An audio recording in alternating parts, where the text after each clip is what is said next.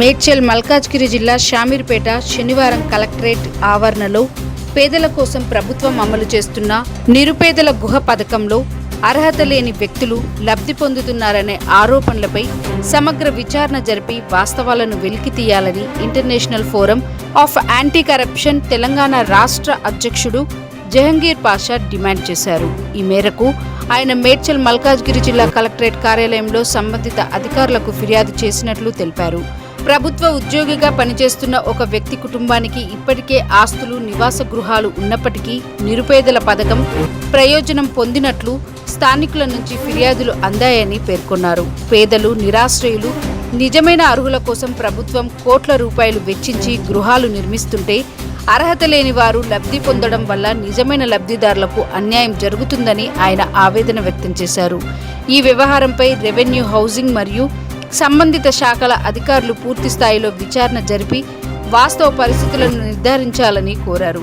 విచారణలో ఆరోపణలు నిజమని తేలితే ప్రభుత్వ నిబంధనల ప్రకారం చర్యలు తీసుకోవడంతో పాటు అర్హత లేని వారికి కేటాయించిన గృహాలను తిరిగి ప్రభుత్వ ఆధీనంలోకి తీసుకోవాలని డిమాండ్ చేశారు. ప్రభుత్వ సంక్షేమ పథకాల అసలు ఉద్దేశం పేదలకు మేలు చేయడమేనని, అందువల్ల పారదర్శకతతో అమలు జరిగేలా అధికారులు కఠిన చర్యలు తీసుకోవాలని జహంగీర్ పాషా విజ్ఞప్తి చేశారు.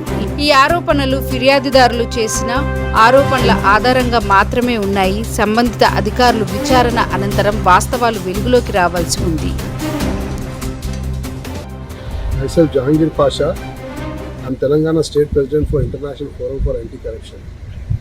ఇది ఒక నేను ఇవాళ వచ్చి బయట ఇచ్చే సందర్భం ఏంటంటే జనరల్ పబ్లిక్ ఇంట్రెస్ట్ కింద ఇది పేదోళ్ళకు ఇవాళ రేపు గవర్నమెంట్ ఇల్లులు ఇస్తున్నాయి, double bedroom, single bedroom flats ఇస్తుంది. అది కూడా మన దగ్గర ఉన్న కొంచెం గవర్నమెంట్ ఆఫీషియల్స్, స్టేట్ గవర్నమెంట్లో పనిచేసేటోళ్ళు, మంచి పొజిషన్లో ఉన్నోళ్ళు, ఆల్రెడీ మంచి ప్రాపర్టీస్ అవన్నీ ఉన్నోళ్ళు కూడా ఈ ప్రాపర్టీ తీసుకుంటున్నారు. ఈ పేదోళ్ళ హక్కులని తీసుకుంటున్నారు. ఈ పేదోళ్ళు ఎక్కడ పోవాలి? ఇంతగానో ఉండి కూడా శాలరీ మంచి ఆదాయము, మంచి సిటీలో ప్రాపర్టీస్ పెట్టుకొని మళ్ళీ ఈ దానికి కకృతి ఎందుకు పట్టాలి? గవర్నమెంట్ దీని మీద ఏం చర్య తీసుకుంటుంది? ఇప్పుడు నేను వచ్చింది ఏంటంటే ఇది ఒక ఇష్యూ మనకు తెలిసింది.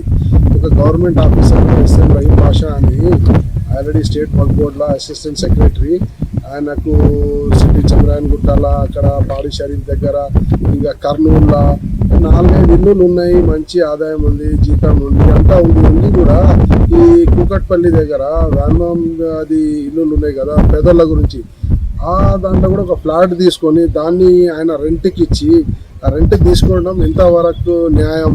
గవర్నమెంట్కి ఇది ఏ డాక్యుమెంట్ సబ్మిట్ చేసిండు ఆయన? ఈ ఇల్లు ఎట్లా ఆక్రమించుకున్నాడు? ఈ ఇల్లు ఎట్లా వచ్చింది ఆయనకు? అది మెటీరియల్ గురించి ఇల్లులు ఉన్నప్పుడు దానికి కొంచెం క్రైటీరియా పెట్టింది గవర్నమెంట్. దానికి ఇన్కమ్ ఎంత ఉండాలి, వాళ్ళ ఆదాయం ఏమి ఉండాలి, అది ఏం పని చేస్తున్నారు అవన్నీ చూసి దానిలోకి అలాట్ చేస్తుంది. ఇటువంటి పొజిషన్లో ఉన్న మనిషికి కూడా ఇల్లు అలాట్ అయిందంటే దీని కింద ఎంత పెద్ద అది ఉంది. దీని ఇంకా పేదోళ్ళ గురించి ఎక్కడ న్యాయం జరుగుతుంది? గవర్నమెంట్ ఇంత బెనిఫిట్స్ పేదోళ్ళ గురించి అది చేసేటప్పుడు లాభాలు దానిలకు పొంగుతలేవు.